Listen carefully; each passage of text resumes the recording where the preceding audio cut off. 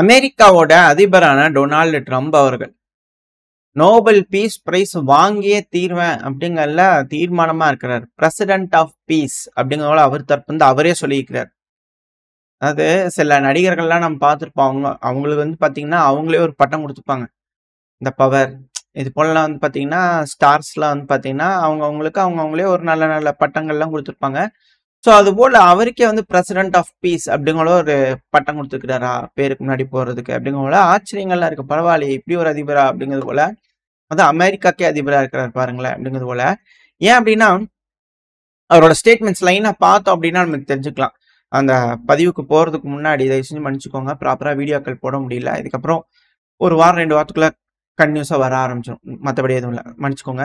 இப்ப நம்ம ஸ்டேட்மெண்ட்ஸ்குள்ள போக ஆரம்பிச்சலாம். அமெரிக்காவோட அதிபரான டொனால்டு ட்ரம்ப் அவர்கள், அதாவது நான் மட்டும் இப்ப அதிபரா இல்லைன்னு வச்சுக்கோங்க, 6 மேஜரான போர்கள் நடந்துகிட்டு இருக்கும். அதுவும் ஆக்டிவா நடந்துகிட்டு இருக்கும். அவங்க மண்டையை பிடிச்சி பிச்சுக்கிட்டு ஆயின்னு ஆஞ்சுக்கிட்டு இருந்திருப்பாங்க. நான் இப்ப நிக்கிறனாலதான் எல்லா போரையும் பேசி முடிவுக்கு கொண்டு வரேன். அதுவும் இப்ப ஈரான் இருக்கிறாங்க தெரியுமா, நிறைய விஷயங்கள் சொல்லியிருக்கிறாரு. எல்லா நாடுகள் பத்தியும் எல்லாத்தையும் பார்த்தோம். First Iran. இந்த ஈரான் இருக்கிறாங்கல்ல, நாஸ்டியான சிக்னல் கொடுத்துட்டு இருக்கிறாங்க. ரொம்ப மோசமா இருக்காங்க. என்ன பேசிட்டு இருக்கிறாங்க அவங்க? ஒரு வேலைதான் நியூக்ளியர் ப்ரோக்ராம் ரீஸ்டார்ட் பண்றதா சொன்னாங்கன்னு வச்சுக்கோங்க, அப்படிங்கிறதுக்குள்ள செகண்ட்ஸ்ல வைப் அவுட் பண்ணிடுவோம் அப்படிங்கிறது பார்த்தீங்கன்னா அவங்க தரப்பு ஸ்டேட்மெண்ட் இருக்கு. இதுக்கு இஸ்ரேலோட ஜூயிஸ் திங்க் டேங்க் இருப்பாங்க இல்லையா, அவங்க தரப்புந்தே தனியா வருது. இந்த பதிவுல அதை அடுத்தடுத்து பார்க்கலாம். முதல்ல ட்ரம்ப் அவர்களோட ஸ்டேட்மெண்ட் பார்த்தலாம். இப்படிங்கிறதுக்குள்ள வைப் அவுட், வெரி ஃபாஸ்டா வைப் அவுட் பண்ணிடுவோம் அப்படிங்கிறது போல ஈரானை பத்தி ஸ்டேட்மெண்ட்ஸ் ஹைலைட் இருக்கிறத மட்டும் நான் உங்களுக்கு காட்டுறேன். இது போல ஈரானை பத்தி அவர் குற்றச்சாட்டுகள் வச்சிருக்கிறார். அடுத்தது அப்படியே ரஷ்யா கிட்ட வந்துட்டோம்னா நான் பயங்கரமான டிசப்பாயின்மெண்ட்ல இருக்கீங்க. ரஷ்ய அதிபரான விளாடிமிர் புட்டின் அவர்கள் ரொம்ப மோசமா இருக்காரு. அதனால 50 நாள் டைம் கொடுத்திருந்தேன்னா இப்ப அதை நான் ரொம்பவும் கம்மி பண்றேன். அதனால இப்ப புதுசா ஒரு டைம் வந்து பாத்தீங்கன்னா நான் அவருக்கு கொடுக்க போறேன். அடுத்த 10 இருந்து 12 நாள். இனி அடுத்த 10 இருந்து 12 நாளுக்குள்ள இந்த பிரச்சனை முடிவுக்கு வரல, இரு தரப்புல உட்காந்து பேசி ஒரு முடிவு எடுக்கலன்னா மிக பெரும் அளவுல சாங்ஷன்ஸ் ரஷ்யா மேல போடப்படும், அழுத்தங்கள் கொடுக்கப்படும், வேற மாதிரியா நீங்க பாப்பீங்க. அப்படிங்கிற இப்ப ரஷ்யாவுக்கு ஒரு அழுத்தங்கள், உக்ரைனுக்கு ஒரு அழுத்தங்கள், உட்காந்து பேசி முடிவுகள் எடுக்கணும். ப்ராசஸ் ஆன மாதிரியே தெரியல, ப்ராக்ரஸ் ஆகிற மாதிரியே தெரியல. அதனால அமைதி பேச்சுவார்த்தை வந்தே ஆகணும் அப்படிங்கிற டொனால்டு ட்ரம்ப் அவர்கள் தரப்பு வந்து பாத்தீங்கன்னா பெருமளவுல அதே நடக்கக்கூடிய பிரச்சனைகள் அதெல்லாம் முடியலாம் வந்து பார்க்கும்போது சைக்காலஜிக்கலா ஏதோ சொல்ல வராங்களா அமெரிக்கா இந்த உலகத்துக்கு அப்படிங்கிற கேள்விகள் இருக்கு. எது எப்படியோ அதை தோர்மா வச்சுலாம், அது எல்லாத்தையும் லைனா பார்க்கலாம். அடுத்தது இரு நாடுகள் பயங்கரமா அதிரி புதிரியா சண்டை பிடிச்சிட்டு இருந்தாங்கன்னா அது கம்போடியா தாய்லாந்து தான். பயங்கரமான அடி 3-4 நாளா பயங்கரமா மாறி மாறி தாக்குதல் பண்ணிட்டு இருந்தாங்க. அதுக்கும் முற்றுப்புள்ளி வைக்கும் விதமா அமெரிக்காவோட அதிபரான டொனால்டு ட்ரம்ப் அவர்கள் நோபல் பீஸ் பிரைஸ் கேண்டிடேட் கொடுங்கப்பா, நம்ம சேனல் சார்பா நம்மளும் பரிந்துரை பண்ணிடலாம், டொனால்டு ட்ரம்ப் அவர்களுக்கு நோபல் பிரைஸ் கொடுத்துருங்க, தப்பில்லை. வேற இன்னும் 2-3 பிரைஸ் கொடுத்தாலும் ஆச்சரியப்படுறதுக்கலாம், நம்மளே பரிந்துரை பண்ணிடலாம், அதுல எந்த ஒரு மாற்றம் இல்லை. ஏன்னா என் தலைவன் ட்ரம்ப் அவர்கள் இருக்கிறா இல்லையா, ஸோ அதனால சொல்ல வரேன். நம்ம சேனலை ஃபர்ஸ்ட் இருந்து பார்க்குறவங்களுக்கு ஏன் நான் இப்படி சொல்றேன் அப்படிங்கிற உங்களுக்கு புரிஞ்சிருக்கும். But it's okay. இப்போ இவர் இருக்கிறார் இல்லையா, தாய்லாண்டோட ஆக்டிங் பிரைம் மினிஸ்டரையும் கூப்பிட்டு, கம்போடியாவோட பிரைம் மினிஸ்டரையும் கூப்பிட்டு, என்னப்பா பிரச்சனையை நிறுத்துறீங்களா இல்லையா, பிரச்சனையை நிறுத்தியானு அழுத்தங்கள் கொடுத்து இருதரப்புலையும் பேசி சீஸ் ஃபயர் நான் கொண்டு வந்துட்டேன் அப்படிங்கிற இவர் அனௌன்ஸ் பண்ணியிருந்தார். அதாவது டைமிங் திரும்பவும் ஒரு மேட்ச், அதாவது நான் சொல்லியிருந்தேன் இல்லையா T20 மேட்ச் மாதிரி இங்கே வச்சு பார்த்துக்கிறாங்க. இது வந்து ஒரு டெஸ்ட் மேட்ச், 5 நாள் கொண்ட டெஸ்ட் மேட்ச். ஸோ இப்போ அந்த மேட்ச் வந்து பண்ணா தாய்லாந்து நீ ஜெயிச்சிட்டா உனக்கு ஒரு பாயிண்ட் அவ்வளோதான் அப்படிங்கிற இந்த மேட்சை முடிக்கிறாரா அப்படிங்கிற கேள்வி வருது. ஏன்னா மிக முக்கியமான இடங்கள் வந்து பார்த்தீங்கன்னா ஸ்ட்ராட்டஜிக் ஹைட்ஸும்பாங்க. நம்ம சைனா இந்தியா பிரச்சனையே வந்து பார்த்தா அந்த ஹைட்ஸை பிடிக்கிறதுக்காக இருந்தது, நம்மளோட வீரர்களை போய் பிடிச்சிட்டாங்க அப்படிங்கிறதெல்லாம் நம்ம பார்த்துருப்போம். அந்த டைம்ல இருக்கக்கூடிய ஹைலைட்டான செய்திகள். ஸோ அது போல ஸ்ட்ராட்டஜிக்கான ஹைட்ஸ் வந்து பார்த்தீங்கன்னா இப்போ தாய்லாந்து அவங்க கட்டுப்பாட்டில் எடுத்துட்டாங்க, கம்போடியா கிட்ட இருந்து அம்படியா பிடிச்சிக்கிட்டாங்க. இப்போ ட்ரம்ப் அவர்கள் பேசுவார்த்தை மூலியமா பேசி தீர்த்து கன்கிராச்சுலேஷன்ஸ் டு ஆல், நான் சொல்றபடி கேட்டு இன்ஸ்ட்ரக்ஷன் கொடுத்துருக்குறேன், அதுபடி பண்ணீங்கன்னா ட்ரேடு டீம் வந்து பார்த்தீங்கன்னா பேசும், நெகோசியேஷனை ஸ்டார்ட் பண்ணும், ட்ரேடு பண்ணிக்கலாம். அதாவது வர்த்தகத்தை வச்சு எல்லா நாடுகளையும் பிரச்சனைகளை முடிச்சு அப்படியே கொண்டு வராரு அப்படிங்கறத மட்டும் பார்க்க முடியுது. அது மட்டும் இல்லாம அவரே ஒரு விஷயம் சொல்லியிருந்தார், நான் இந்த பிரச்சனையை பேசி தீர்த்து வைக்கிறதுல ரொம்ப பெருமிதம் அடைகிறேன், பிரசிடென்ட் ஆஃப் பீஸ் அப்படிங்கிறவங்கள அவர் தப்புன்னு சொல்லியிருக்கிறார். அதாவது இந்த சீஸ்ஃபயர் போட்டு டைமிங் இருக்கும் இல்லையா, அதுல 1 மணி நேரத்துக்கும் குறைவா தான் இருக்கு, டைமிங் செட் பண்ணியிருந்தாங்க. அதுல 1 மணி நேரத்துக்கு குறைவா தான் இருக்கு அப்படிங்கும்போது இருதரப்புலையும் பயங்கரமான ஆர்ட்லரிஸ் எக்ஸ்சேஞ்ச் பகட்ட மேனிக்கு மாறி மாறி அடிச்சுக்கிட்டாங்க. இதுல தாய்லாந்து வந்து பாத்தீங்கன்னா கம்போடியாவோட ஒரு பகுதி, பிரசாத் தாய் கவாய் பேரு.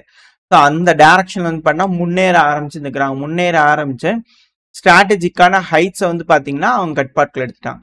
ரூட் 62ன்னு சொல்லுவாங்க. ஸோ அதோட கேபிள் பாயிண்ட் வந்து பார்த்தீங்கன்னா அவங்க கட்பாட்டில் எடுத்துக்காங்க. அதுக்கான வீடியோ பதிவுகளோட இருக்கும்.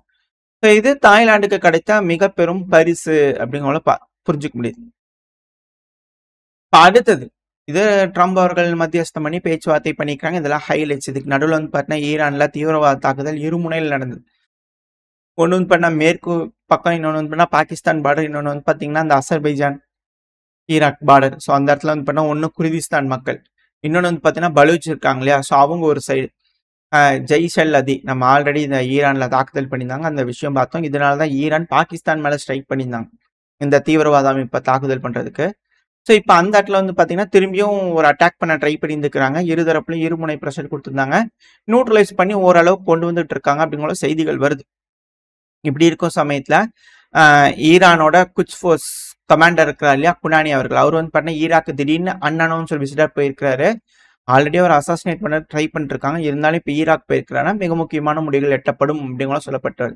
ஸோ வெயிட் பண்ணி பார்ப்பேன். இந்த குர்திஸ்தான் அப்படிங்கிற அந்த இனம் வந்து பார்த்தீங்கன்னா இப்போ ஈரானுக்கு அகைன்ஸ்டாகவும் திரும்பி இருக்கிறாங்க. ஸோ இன்டர்செக்ஷன் பாயிண்ட்ஸ் வந்து பார்த்தீங்கன்னா துருக்கிக்கு ஈரானுக்கு அதிக அளவில் இருக்கு. ஸோ இது போல இந்த மிடில் ஈஸ்ட்ல ஏகப்பட்ட அக்கப்போர்கள் போயிட்டு இருக்கு. இப்படி இருக்கும்போது இந்த பாலஸ்தீன் பிரச்சனை மிக முக்கியமா ஹைலைட் ஆயிட்டு இருக்கு. இந்த பாலஸ்தீன் பிரச்சனைக்கு வந்து பார்த்தீங்கன்னா இப்ப யூகேவோட ஸ்டார்மர் அவர்கள் இருக்கா இல்லையா, மிக முக்கியமான முடிவுகள் எட்டப்படும். 2 ஸ்டேட் சொல்யூஷன் அங்கீகரிக்கிறதுக்கான வேலைகள் நடந்துகிட்டு இருக்கு. அது என்ன ஏதுங்கிறத பார்லிமெண்ட்ல பேசிட்டு கூடிய சீக்கிரத்துல முடிவு எடுக்கணும் அப்படிங்கிறத அவர் தரப்புல வந்திருக்கு. ஆல்ரெடி பிரான்ஸ் தரப்புல நாங்க 2 ஸ்டேட் சொல்யூஷன் வந்து அங்கீகரிக்கிறோம் அப்படிங்கிறது போல அவர் தரப்புன்னு சொன்னது, பாலஸ்தீன் அங்கீகரிக்கணும்னு சொன்னதுக்கு இஸ்ரேல் தரப்புல இருந்து ஒரு டாக்குமெண்ட்டை கண்டுபிடிச்சு எடுத்துக்கிறாங்க நம்ம காசால இருந்து. அதாவது பிரான்ஸ் வந்து தொடர்ந்து ஹமாஸ் கூட பேசிட்டே இருந்துக்கிறாங்க, அவங்களுக்கும் பிரான்ஸுக்கும் வந்து பண்ண தொடர்பு இருக்கு, என்கிட்ட ஒரு டாக்குமெண்ட் கிடைச்சிருக்கு, இதுல இருந்து என்ன தெரியுது அப்படிங்கிறது பாத்தீங்கன்னா இஸ்ரேல் தரப்புல இருந்து இப்ப பிரான்ஸே தீவிரவாத நாடா மாத்திடுவாங்களா அப்படிங்கிற கேள்வி இருக்கு. அழுத்தங்கள் இஸ்ரேல் தரப்புல இருந்து வேற மாதிரியான ஒரு அழுத்தங்கள் இருக்கு. பிரான்ஸும் சவுதி அரேபியா சேர்ந்து யூஎன்ல வந்து பாத்தீங்கன்னா நியூயார்க்ல இருக்கக்கூடிய யூஎன் இருக்கு இல்லையா, அங்க ஒரு ரெசல்யூஷன் கொண்டு வரலாம், பேசலாம், 2 ஸ்டேட் சொல்யூஷனுக்கு கொண்டு வரலாம் அப்படிங்கிறது போல ஒரு முன்னெடுப்பு வச்சிருக்காங்க. இதை நாங்க வன்மையா கண்டிக்கிறோம் அப்படிங்கிறது போல இஸ்ரேல் தரப்பு வந்து வந்துக்கிறாங்க. இது போல சிக்கல்கள்லாம் இருக்கனால பிரான்ஸுக்கு அழுத்தங்கள் கொடுக்கறதுக்கு இது போல டாக்குமெண்ட்லாம் கண்டுபிடிச்சு எடுத்துக்கிறாங்களா அப்படிங்கிற கேள்விகள் வருது. இதுக்கு உடனே பிரான்ஸ் தரப்பு ஐயோ பொய் பேசுறாங்க அவங்க அப்படிங்கிறத அவங்க தரப்பு வந்து மறுப்புகள் வந்திருக்கு. இருந்தாலும் இஸ்ரேல் சொல்லிட்டாங்களே அதுதான் நம்ம நம்ப முடியும் அப்படிங்கிற கேள்விகள் வருது இல்லையா. ஏன்னா அவங்க ஆரம்பத்துல இருந்து அப்படிதான் சொல்லிட்டு இருக்கிறாங்க, ஆஸ்பத்திரி கீழே தான் எல்லாம் இருக்கு, எல்லாமே அது கீழே தான் இருக்கு அப்படிங்கிறவங்க சொல்லிட்டு இருக்கிறாங்களே, அதெல்லாம் நம்பிட்டு தான் இருக்கிறாங்க. ஸோ எது எப்படியோ இப்போ வந்து பார்த்தீங்கன்னா இது போல குற்றச்சாட்டுகள் வந்திருக்கு. இதனால அந்த யூஎன்ல முடிவுகள் மாற்றி எட்டப்படுமா இல்லை வேற மாதிரி நடக்க இருக்குமா, அது வரக்கூடிய அரசல் புரசலான போலியான வதந்திகள் என்ன அப்படின்னா 2 ஸ்டேட் வரலாம், அது இந்த காசா இருக்கு இல்லையா, அதுதான் இதுக்கு மேல பாலஸ்தீன், நியூ பாலஸ்தீன் அப்படிங்கிற முடிவுகள் எட்டப்பட்டுடுமா அப்படிங்கிற அச்சங்கள் இருக்கு. அது மட்டும் இல்லாம ஹமாஸுக்கு இதுக்கு மேல அங்க ஆட்சியாளருக்கு தகுதி இல்லை, அவங்க இருக்கக்கூடாது, டிஸ்மேண்டில் ஆகணும். இப்போ அதை ரெடி பண்ணா பல நாட்டுகளோட ராணுவம் மொபைலைஸ் பண்ணி அந்த இடத்துல வச்சிடலாம். ராணுவம் அப்படிங்கிறது வந்து பார்த்தா உள்நாட்டுக்குள்ள பல நாடுகளோட ஒரு பீஸ் கீப்பிங் மிஷன் மாதிரி வச்சிடலாம். அதுக்கப்புறம் அங்க மக்கள் வந்து பார்த்தீங்கன்னா இருந்து ஏதோ பண்றதுன்னா பண்ணிக்கிட்டோம் அப்படிங்கிறது போல சஜஷன் வரதா சொல்லப்பட்டு வருது. யூகே தரப்பு வந்து அதைத்தான் வந்து பார்த்தீங்கன்னா சொல்லிக்கிறாங்க. ஸோ இது போலதான் ஒரு விஷயம் நடக்குமா அப்படிங்கிற கேள்விகள் வருது. ஸோ வெயிட் பண்ணி பார்ப்போம் என்ன நடக்க போகுது. அங்கே பிரச்சனை முடிஞ்சிட்டாலே இங்க இருக்கிற மக்களுக்கு உணவுகள் கொடுத்தாலே போதும் அப்படிங்கிறது போல இருக்கு. இப்போ இது போல யூஎன்ல என்ன நடக்க போகுது அப்படிங்கிறது பார்த்தலாம். இப்போ அந்த இடத்துல மாசான ஷூட்டிங் நடந்துட்டு இருக்கு. மிட் டவுன் மேன்ஹாட்டன் நியூயார்க் சிட்டில வந்து பாத்தீங்கன்னா ஒரு மாசான ஷூட்டிங், ஒரு நபர் சைட்ல ஒன்று லோடா இருக்குல்ல மீன்ஸ் அந்த ஒரு நபர் தான், அவரை நியூட்ரலைஸ் பண்ணிட்டாங்க அமெரிக்கால இருந்து. இப்ப துப்பாக்கி எடுத்துட்டு போய் வந்து பாத்தீங்கன்னா சர்ற மாதிரியே சுட்டிருக்காங்க. பல நபர்கள் படுகாயம் அடைஞ்சிருக்காங்க, சில நபர்கள் இறந்துருக்காங்க அப்படிங்கிற சொல்றாங்க. இவரோட டார்கெட்டே வந்து மெயினா வந்து பாத்தீங்கன்னா பிளாக் ஸ்டோன் பில்டிங் இருக்கு இல்லையா பார்க் அவென்யூல, ஸோ அதை நோக்கி இருந்திருக்கு அப்படிங்கிறது போல சொல்லப்பட்டு வருது. இனிஷியலான ஸ்டேட்மெண்ட்ஸ் எல்லாம் அமெரிக்கால பதட்டம், அதாவது அமெரிக்காங்கிறது ஒரு பாதுகாப்பான ஒரு நாடு அப்படிங்கிற சொல்லிட்டு இருந்தாங்க. இப்போ அந்த இடத்துலயும் மாசம் இந்த துப்பாக்கி சூடுங்கிறது காமனா நடக்கக்கூடிய விஷயம் தான். அமெரிக்கால ஒரு திருட்டு நடக்கிற மாதிரி என்ன வச்சுக்கோங்களேன், அது போல ஒரு விஷயம் தான். என்ன ஸ்கூல்ல போய் சுடுவாங்க, இது போல துப்பாக்கிட்டு போய் சுட்டு குழந்தைகளை சாப்பிட்டு இருப்பாங்க. ஆனா இப்போ வந்து ஒரு தாக்குதல் நடந்திருக்கு, இதுக்கு காரணம் இந்த நாடு தான், இதுக்கு காரணம் அந்த நாடு தான் அப்படிங்கிறது போல யாராவது கை காமிச்சிருவாங்களான்னு அச்சங்கள் இருக்கு. இது எப்படியோ எப்படி இதை அமெரிக்கா ஹேண்டில் பண்ண போறாங்க, என்ன மாதிரி வரப்போகுதுங்கிறது பார்த்தலாம். இது கொஞ்சம் சிக்கல் தான். இல்லை யூஎன்ல நடக்கக்கூடிய மீட்டிங்கும் நியூயார்க் தான், ஸோ அதுக்கான இதான் அப்படிங்கிற போல மிரட்டலா. ஏன்னா அமெரிக்காவும் இஸ்ரேலும் அதுக்கு வன்மையா கண்டனம் தெரிவிச்சு நாங்கள் பார்ட்டிசிபேட்டே பண்ண மாட்டோம் அப்படின்ட்டு இருக்காங்க. ஸோ அதனால பார்ப்போம் என்ன ரிசல்ட்ஸ் வரப்போகுது, என்ன நடக்க போனாங்க. உள்ள போறவங்களுக்குலாம் எப்படி உங்களுக்கு கேள்வி இருக்கு, பார்ப்போம். இப்போ நம்ம இந்த அமெரிக்கா இஸ்ரேல் இந்த தாக்குதல் நடந்தது இல்லையா, ஈரான் தரப்புல இருந்து இஸ்ரேல் மேல, இப்போ அதுக்கான விஷயங்கள் வெளியே வர ஆரம்பிச்சிருக்கு. இந்த திங்க் டேங்க் தரப்புல இருந்து செய்திகள் வந்தா சொல்லியிருந்தோம் இல்லையா. ஸோ அதுல என்ன சொல்றாங்க அப்படின்னா, அதாவதுங்க மொத்தம் ஈரான் வந்து பாத்தீங்கன்னா 574 மிசைல்கள் கிட்ட இஸ்ரேலுக்குள்ள ஏவி விட்டாங்க. இதுல 57 மிசைல்கள் வந்து பாத்தீங்கன்னா ஹிட் ஆயிருந்திருக்கு அப்படிங்கறத வந்து பாத்தீங்கன்னா இவங்க தரப்புலேயே சொல்றாங்க. 57 மிசைல்கள் ஹிட் ஆயிருக்கா, ஓகே. அதாவது இஸ்ரேல் கொடுக்குற திங்க் டேங்க் கொடுக்கக்கூடிய செய்திகள் தான். இதுல அமெரிக்காவோட தார்டு சிஸ்டம் தான் வந்து பாத்தீங்கன்னா பெருமளவுல கான்ட்ரிபியூட் பண்ணியிருக்கு. பாதிக்கும் மேற்பட்ட மிசைல்களை இன்டர்செப்ட் பண்ணதுக்கு உதவியா இருந்தது தார்டு சிஸ்டம் தான். ஸோ இது எதை சொல்ல வருது அப்படின்னா, குதிக்குது அப்படின்னா, இஸ்ரேலோட ஏரோ டிஃபென்ஸ் சிஸ்டம் இருக்கு இல்லையா, அது போதுமான அளவுக்கு ஸ்டாக் பைல்ஸ் இல்ல, இருந்தும் பெருமளவுல பிரயோஜனம் இல்லை. அதாவது இந்த டிஃபென்ஸ் சிஸ்டம், இந்த அயன் டோம் டிஃபென்ஸ் சிஸ்டம்லாம் பண்ண ஷார்ட் ரேஞ்ச் மிசைல தடுக்கிறதுக்காக மட்டும்தான் இருக்கு. ஈரான் ஃபயர் பண்ணக்கூடிய மிசைலை பெருமளவுல தடுக்க முடியல. அதுவும் குறைஞ்சது 80 தார் இன்டர்செப்டார்ஸையாவது யூஸ் பண்ணியிருப்பாங்க இஸ்ரேல் அப்படிங்கிற சொல்றாங்க. அதாவது லான்ச்சர்ஸ், தார்டு லான்ச்சர்ஸே வந்து பார்த்தீங்கன்னா 13, 12 கிட்டலாம் இப்போ தேவைப்படுதான். அமெரிக்கானால ஒரு வருஷத்துக்கே மேக்சிமம் 11 தான் செய்ய முடியுங்கிறாங்க. இது போல விகிதத்தில் அடிச்சாங்க அப்படின்னா இஸ்ரேல்னால எப்படி தாங்க முடியும் அப்படிங்கிற ஒரு கேள்வி இருக்கு. எது எப்படியோ இப்போ 8% ஃபேஸ் ஃபேஸா இதுலயும் பிரிச்சிருக்காங்க. எப்படி உக்ரைன்ல வந்து பார்த்தா நம்ம ஃபேஸ் ஃபேஸா பார்த்தோம், அதே போல இப்போ இஸ்ரேலையும் ஃபேஸ் ஃபேஸா பிரிச்சு இஸ்ரேலோட மீடியாக்களே கொடுக்கக்கூடிய விஷயம் தான். அதாவது மொதல் ஃபேஸ்ல வெறும் 8 ஈரானோட மிசைல் தான் என்ன சொல்றது இம்பாக்ட் ஏற்படுத்தி இருக்கு, தாண்டி வந்திருக்கு. ஃபர்ஸ்ட் வாரங்கள்ல இந்த பிரச்சனை நடந்த முதல் வாரங்கள்ல வந்த விஷயம். இப்ப 2வது வாரங்கள்ல முதல் வாரம் கொடுக்கக்கூடிய டீட்டெயில்ஸ் வச்சு பார்க்கும்போது அப்படி வருது. 2வது வாரங்கள் என்ன வருதுன்னா 16% சக்சஸ் ரேட்டா இன்க்ரீஸ் ஆயிடுச்சா ஈரானோட மிசைல் தாக்குதல். அதுவும் ஃபைனல் டேஸ்லாம் 25% வந்து பாத்தீங்கன்னா இன்க்ரீஸ் ஆயிடுச்சா. ஏன்னா ஈரான் வந்து பாத்தீங்கன்னா ஸ்டார்டிங் டைம்ல அதிகமான மிசைல் அனுப்பிச்சாங்க, அப்புறம் கொஞ்சம் கொஞ்சமா ஸ்லோ பண்ணி கம்மியான மிசைல்கள் தான் அனுப்பிச்சாங்க. ஆனா அதுக்கே இழப்புகள் பெருமளவுல ஏற்பட்டு இருந்தது. ஸோ இதெல்லாம் வச்சு பார்க்கும்போது ஈரானோட அந்த அட்டாக்கிங் விகிதம், சக்சஸ் ரேட்டுங்கிறது இன்க்ரீஸ் ஆயிருக்கு ஃபைனல் டேஸ்ல. ஸோ இது Jewish Institute of National Security of America, Israel based think tank. So இவங்க வந்து பார்த்தீங்கன்னா இது போல டீட்டெயில்ஸ் வந்து பண்ண கொடுத்துருக்காங்க.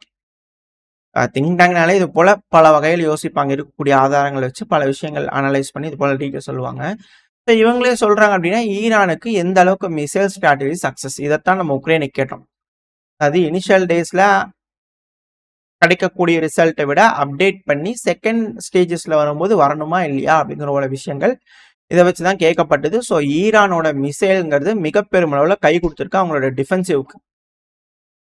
அடுத்தது அப்படியே இந்த மிடில் ஈஸ்ட்டை பொறுத்த வரைக்கும் வந்து பார்த்தீங்கன்னா அப்படியே சிரியாவுக்கு வந்துட்டு அப்படின்னா, சிரியால இதுக்கப்புறம் எஸ்டிஎஃப்க்கும் ஆளுகின்ற அரசாங்கம் ஹெச்டிஎஸ்க்கும் துருக்கிக்கும் நடுவில் சண்டைகள் வருமா அப்படிங்கிற கேள்விகள் இருக்கு. திரும்பவும் சிரியா ஆரம்பிக்க போது இனிதே 3.0னாலும் ஆச்சரியப்படுறதுக்குல. ஏன்னா முகமது அப்தல் அவர்கள் இருக்கார் இல்லையா, எஸ்டிஎஃபோட கமாண்டர் இன் சீஃப், அவங்க வந்து பண்ணா அமெரிக்க தரப்பு வந்து ப்ரொபோஸ் பண்ணக்கூடிய அந்த விஷயத்தை வந்து பண்ண மறுக்கிறாரு. அதாவது இப்போ டமாஸ்க்கு சாண்டிட்டு இருக்கக்கூடிய ஹெச்டிஎஸ் இருக்காங்க இல்லையா, அவங்களோட இணையணும், சிரியாவோட இணைஞ்சு செயல்படணும் அப்படிங்கிற சொல்லும் போது அதுக்கு முடியாது. ரக்கா, தல் தபெக் இந்த பகுதிகள் இருந்தெல்லாம் ஹெட் குவார்ட்டர்ஸா இருக்கு. அதெல்லாம் நாங்க விட்டு கொடுக்க மாட்டோம் அப்படிங்கிறது வந்து பார்த்தீங்கன்னா ஸ்ட்ராங் ஹோல்டா இருக்கு எங்களுக்கு. அல் ஹக்கான் ஷாக் ஸோ இந்த மாதிரியான பகுதிகள் வந்து நாங்க பின்வாங்க மாட்டோம். அது எங்களோட கட்டுப்பாட்டுக்குள்ள தான் இருக்கும் அப்படிங்கிற இவங்க தரப்பு வந்து டிமாண்ட் வைக்கிறது. ஃபுல்லி இன்டகிரேஷன் பாசிபிள் இல்லை அப்படிங்கிற ஒரு மறுத்து தான் சொல்லப்பட்டு வருது. ஸோ இதுக்கப்புறம் சிரியால அமெரிக்காவோட முடிவுகள் என்ன? துருக்கிக்கு ஆதரவா இருப்பாங்களா இல்லை எதிராக இருப்பாங்களா? துருக்கிக்கு எதிராக மாறினாங்கன்னா துருக்கி நேரா ஈரானோட சேர்ந்துருவாங்களே அப்படின்ற அச்சங்கள்லாம் வருது. ஸோ என்ன நடக்க போகுது அப்படிங்கிறது வெயிட் பண்ணி பார்த்தலாம். ஓரளவுக்கான தகவல்கள் இந்த பதிவுல பார்த்துருப்போம்னு நினைக்கிறேன். இதோட இந்த பதிவை நான் முடிச்சுக்கலாம். இந்த பதிவு எப்படின்னு உங்களுக்கு பிடிச்சிருக்கா? பிடிச்சுன்னா லைக் பண்ணிட்டு உங்க ஃப்ரெண்ட்ஸ் நம்மளோட ஷேர் பண்ணிக்கோங்க. அது கூட மறக்காம இந்த பதிவு பற்றி உங்களோட கருத்துக்களை கமெண்ட் செக்ஷன்ல சொல்லுங்க. இந்த பதிவு நல்லா இருக்கும் நம்பிக்கையில் அடுத்த உங்களை சந்திக்க. வரைக்கும் ஸ்டே சேஃப். பை.